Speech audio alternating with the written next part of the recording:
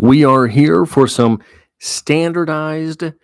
We are here for some standardized interneting. We are here for one of the sort of mainstays of doing literature on YouTube. We are here for a Friday reads, and I am going to attempt to do this on the regular this year. Let me see. I don't know if I'm actually doing anything. Yeah, we're live.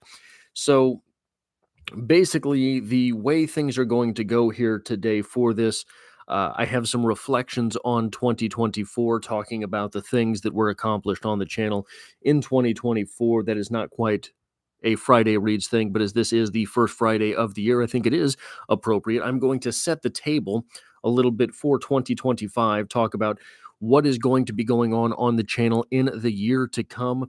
Then we're going to go over the actual Friday Reads, the things that are going on the channel now, as well as the things that I am currently reading. And then we're going to do a comments and questions. I have one in the chamber from DM Tree, so long as I can go back and find it. Now, guys, I do not have the uh, commentary, the comments section on the screen here.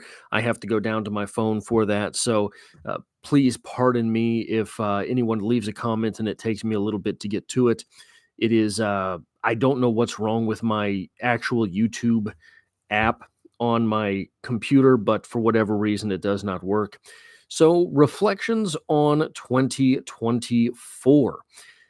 Busy year on the channel. I guess I had 370 uploads on the channel in 2024.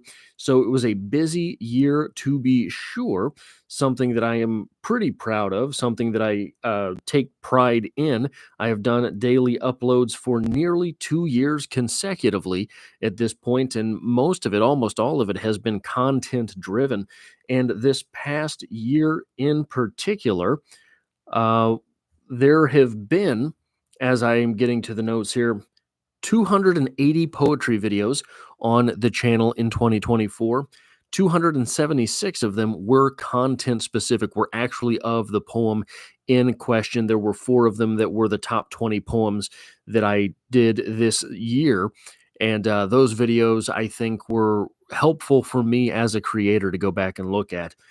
Then there were 48 short story videos. 46 of those were actually content based, pardon me.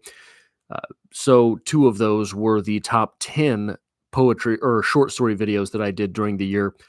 Again, something that I found very helpful. Carrie, we did a full read along for Carrie on the channel in 2024. I'm still working on the Black Label book review for that novel. So hopefully look for that fairly shortly, relatively shortly.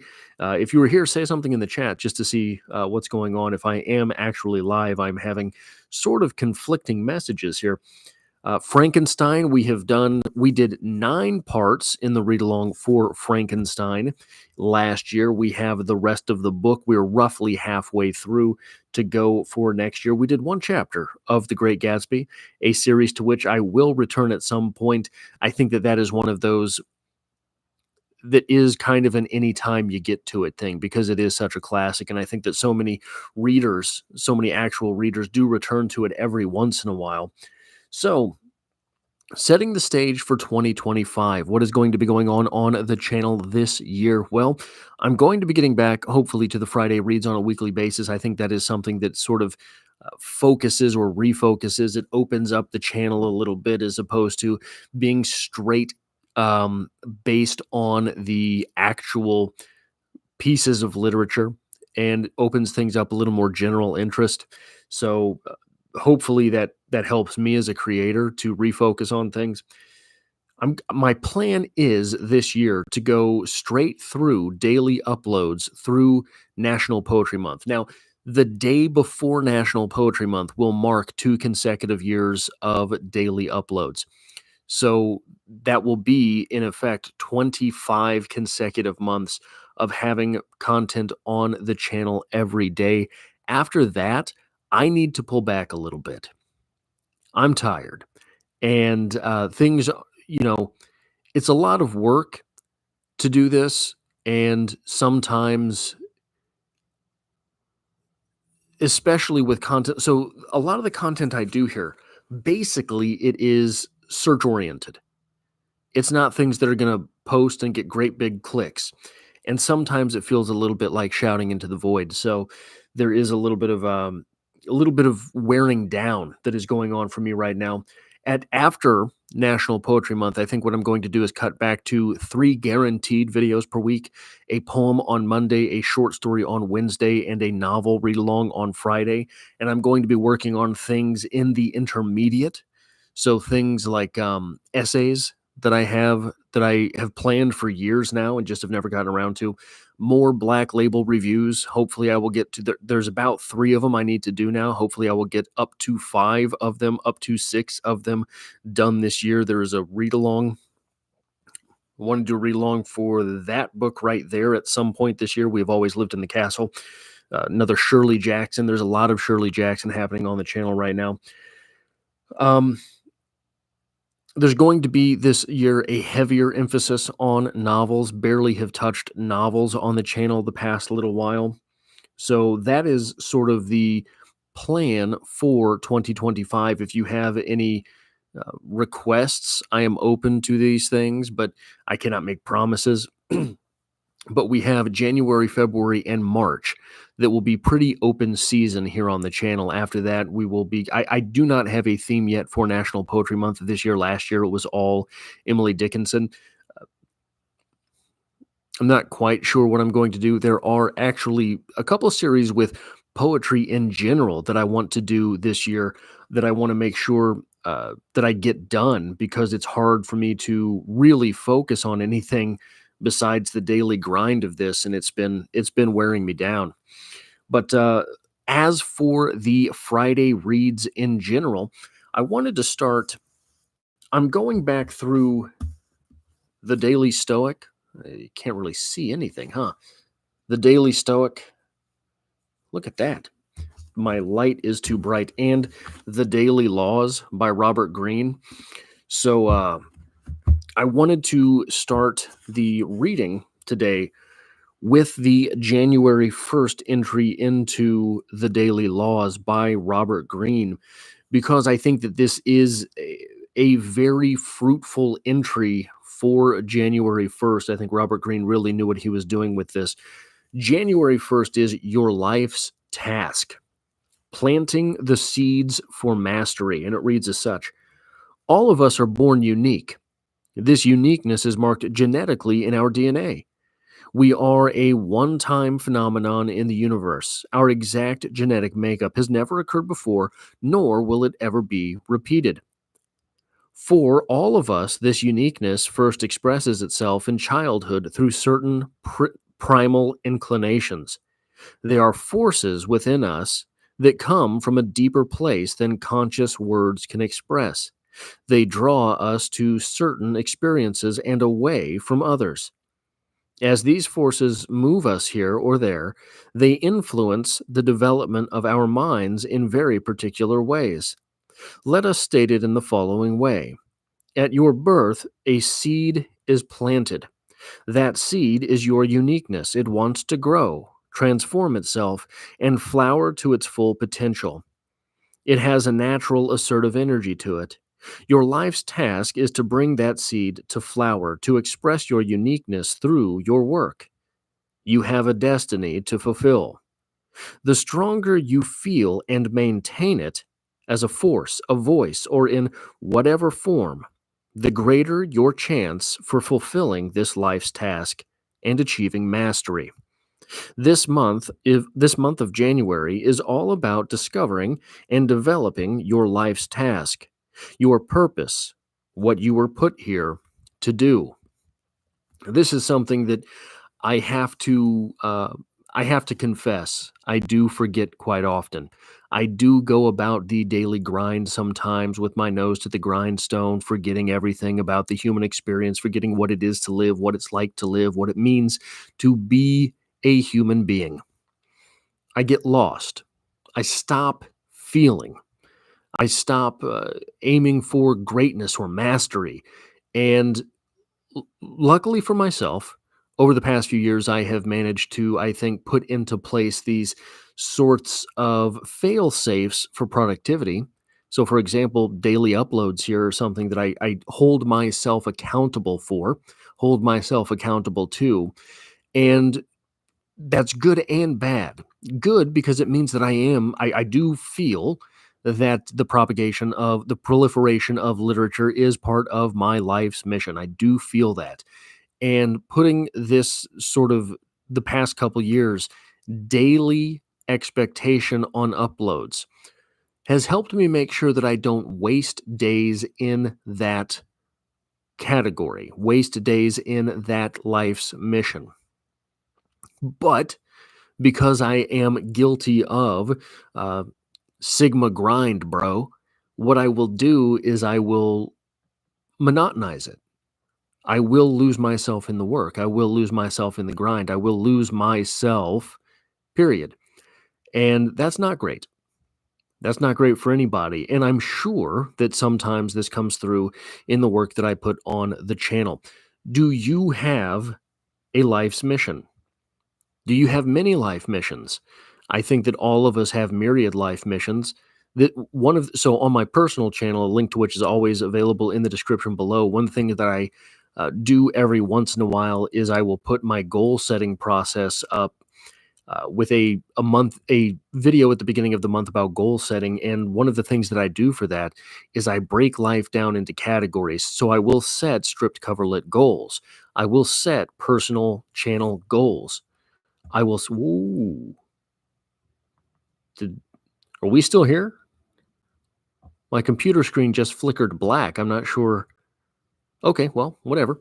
Um, but I break life down into categories and set goals that way. That helps me out with those things and helps me keep sort of focused on multiple life's missions at the same time. Uh, been struggling with that sort of lately, but it's something that I hope to accomplish something at some point. I feel that I am getting dangerously close to burning out. But anyway, that is the entry that I thought was nice for the daily laws from the Friday Reads sort of perspective. The Daily Stoic. This is something I wanted to read the January 2nd entry in this. So hopefully, as the year goes on, um, the sort of selection of days from I hope to keep reading these as the year goes on. I have failed that the past 2 years for the Daily Stoic, and I failed it last year for the Daily Laws, just falling off at some point. But uh, January 2nd in the Daily Stoic is education is freedom. There is a quote from Epictetus which reads as such: "What is the fruit of these teachings? Only the most beautiful and proper harvest of the truly educated, tranquility, fearlessness, and freedom. We should not trust the masses who say only the free can be educated, but rather the lovers of wisdom who say that only the educated are free." And the entry from Ryan Holiday for this day is as such: "Why did you pick up this book? Why pick up any book? Not to seem smarter, not to pass time on the plane, not to hear what you want to hear. There are plenty of easier choices than reading. No, you picked up this book because you are learning how to live, because you want to be freer, fear less, and achieve a state of peace. Education, reading and meditating on the wisdom of great minds, is not to be done for its own sake. It has a purpose. Remember that imperative on the days you start to feel distracted, when watching television or having a snack seems like a better use of your time than reading or studying philosophy. Knowledge, self-knowledge in particular, is freedom." A rather enlightening entry from Ryan Holiday for the Daily Stoic. Maybe not the most fanciful worded section from the book, maybe not the section which feels the best, but this idea of the educated are the free and not that the free can be educated, I think is something which is maybe near and dear to the American experience, right? And we are living through turbulent times, it would seem, if you watch the news at all. If you watch the news the past couple of weeks, in particular, the past couple of months to be sure, and the past couple of years, seemingly just because. But uh, this turbulence that we are living through does not have to disturb the inner peace that entry to the Daily Stoic talks about. I think that peace, so peace and tranquility, there's the old adage about a man meditating in a pond and something falls into the water.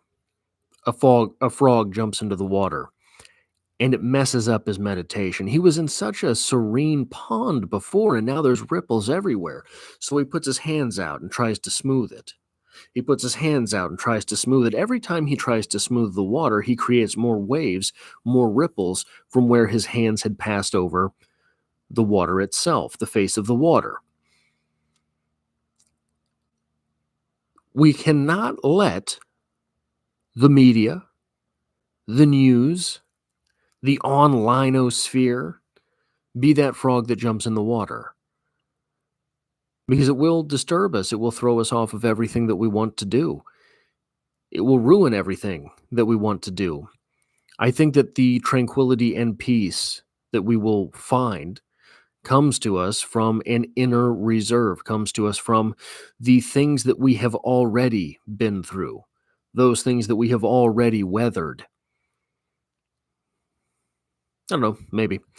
I wanted to read, so I'm reading Frankenstein on the channel now. We're getting ready next week to drop the chapter 11 video, and I wanted to read the opening paragraph from chapter 11 because it's an interesting one.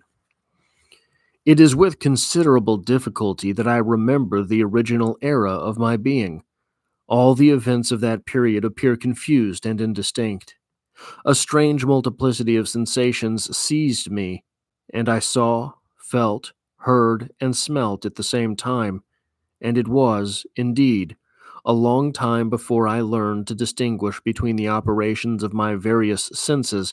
By degrees, I remember a stronger light pressed upon my nerves, so that I was obliged to shut my eyes. Darkness then came over me, and troubled me.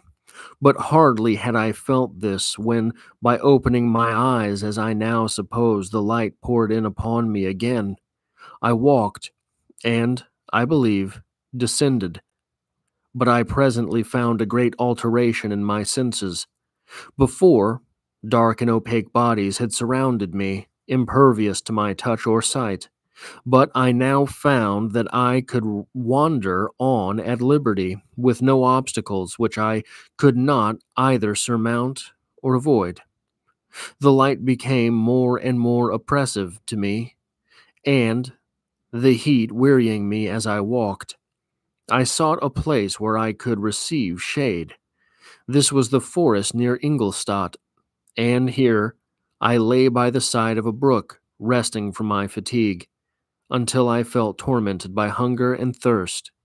This roused me from my nearly dormant state, and I ate some berries which I found hanging on the trees or lying on the ground. I slaked my thirst at the brook, and, then lying down, was overcome by sleep. The thing that Victor Frankenstein does well is introspection. The thing Victor Frankenstein does not do quite so well is perceiving those around him, perceiving the way that people are around him. And this is something that you, part of the part of the sort of popular culture of the day is about autism. There's people talking about autism everywhere. There are so many people in the mainstream now that are saying, "Hey, no, I'm autistic." There was the famous monologue from Saturday Night Live when Elon Musk went on there and he said, "I am autistic." And there are Peter Thiel talks about it being a superpower. He is autistic and says that it is a superpower.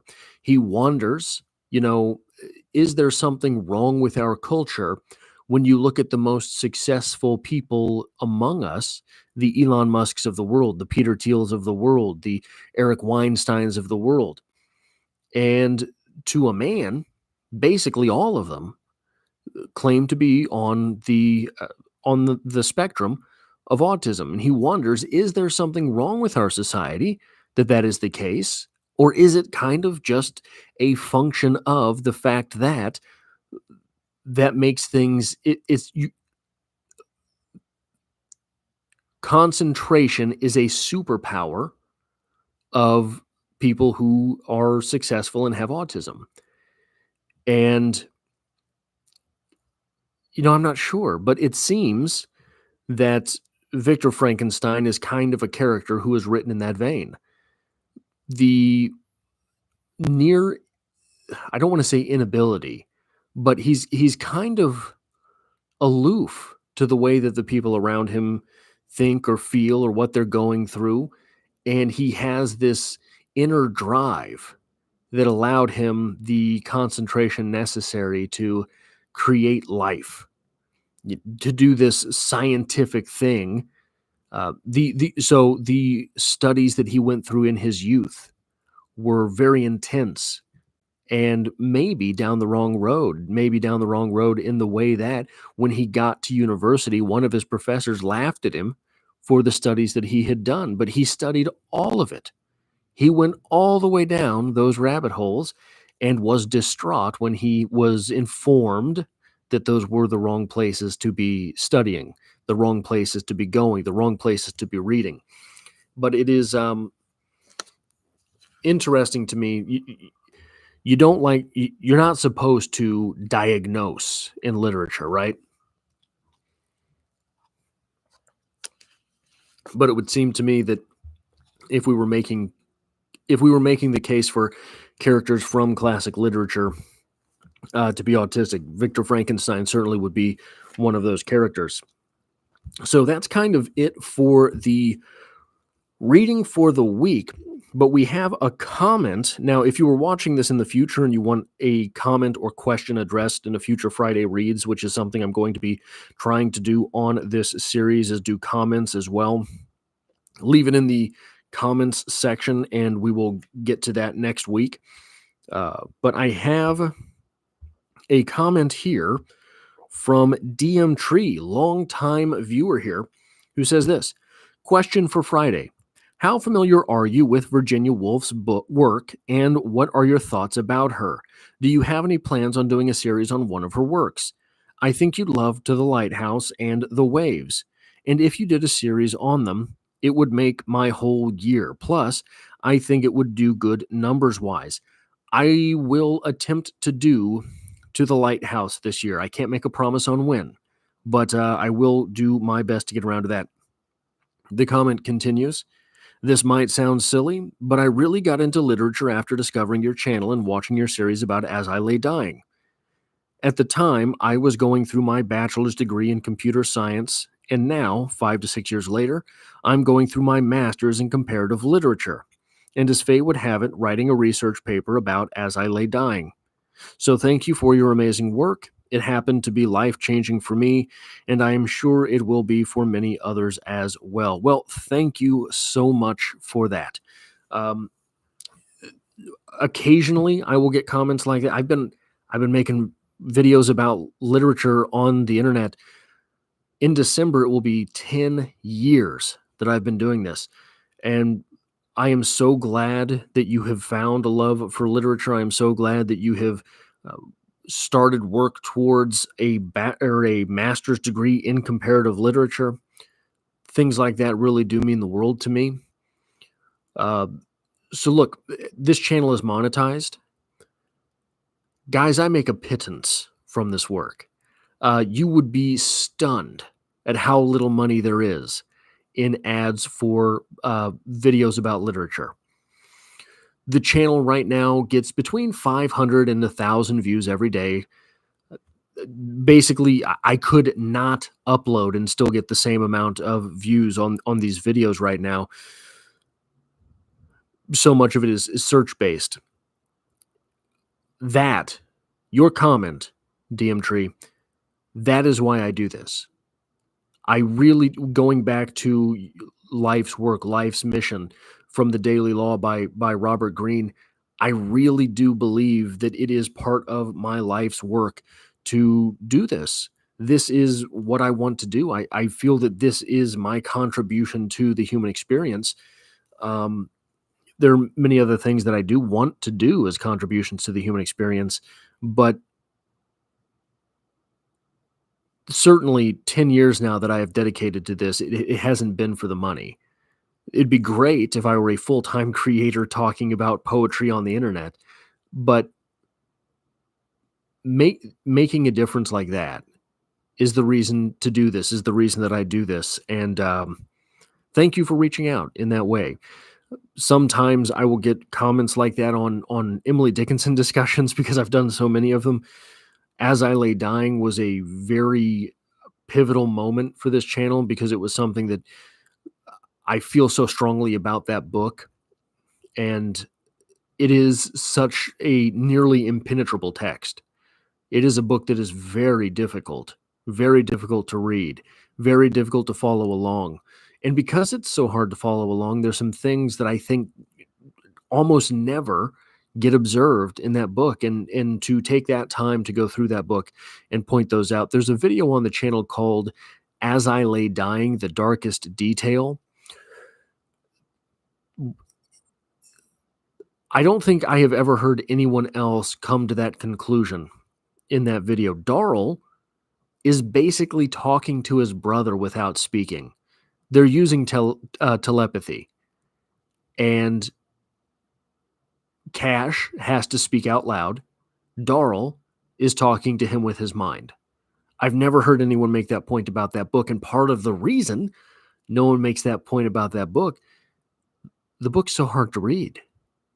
So the small detail of that bit of dialogue does not have quotation marks. Darrell is not saying that out loud, and Cash is responding to it. So, uh, it's been a lot of work on the channel. Put a lot of hours into this, and to get a comment like that really does mean something. And I hope you share your journey through a comparative literature master's degree with me. My master's degree was much easier than that. My master's degree was in creative writing, and it was so disappointing. This is, I shouldn't talk about this, and there's no real place for it on the channel. But hey, we're just rapping now. I dedicated so much of my time in college. So first off, I was never supposed to go to college. I worked and worked and worked 2 jobs at a time to put myself through community college. Finally graduated from community college, took a couple of years, and worked to give myself the financial reserves to go to college. Go away to college. Got to college and realized that, man, the education I'm getting is kind of worthless. But I worked hard and dedicated myself to my studies, and was still hosting a writers group on the side, a weekly writers group on the side. And there's a lot of work in that too, working on writing. Graduated with my bachelor's in English literature, and you can't do anything with that. So I decided to double down on uselessness and go away and get a master's degree in creative writing. And in the back of my mind, I thought, hey, this could be good. I'm a pretty good writer, and I'm dedicated to the craft, and uh, not too many people actually follow through with their writing, but I do. And I'm trying to get better. I'm concentrating on getting better so I can make something of this. I'll go out and I'll get my master's degree and um, learn the ins and outs of publication.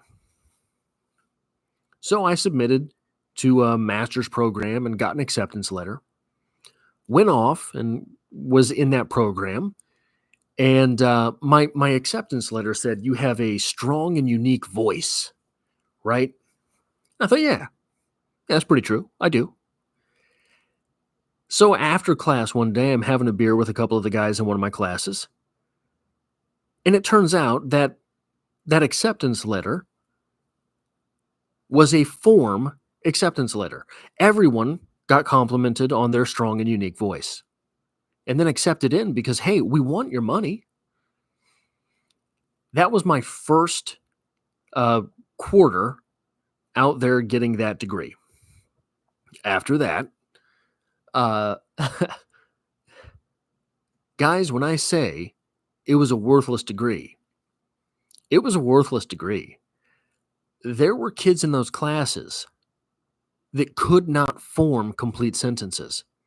So one of the things you do in a creative writing master's degree is everyone has to submit work, you pass them around, and everyone else in the class critiques it. And I am not exaggerating when I say that there were probably in that program that I had class with, who knows how many were in the actual program itself, in the classes that I had, no fewer than five people that could not write a complete sentence. This is a creative writing master's class. Could not write a complete sentence. And I look, I'm not making fun of them. They were they were lied to as well. Not only that, very few of my professors had publication credits. This was a money laundering scheme, laundering money from my account to theirs. So that was my experience with a master's degree. Um, anyway, guys, that's kind of all I have planned. If there's no comments, questions, concerns, or anything else, I'm going to go ahead and log off for this one. But hopefully, I don't end all of these Friday reads with a depressing story from my life. I've got plenty of them, but hopefully, I don't end all of these with depressing stories from my life. So, going once, going twice. I will see you tomorrow with another upload.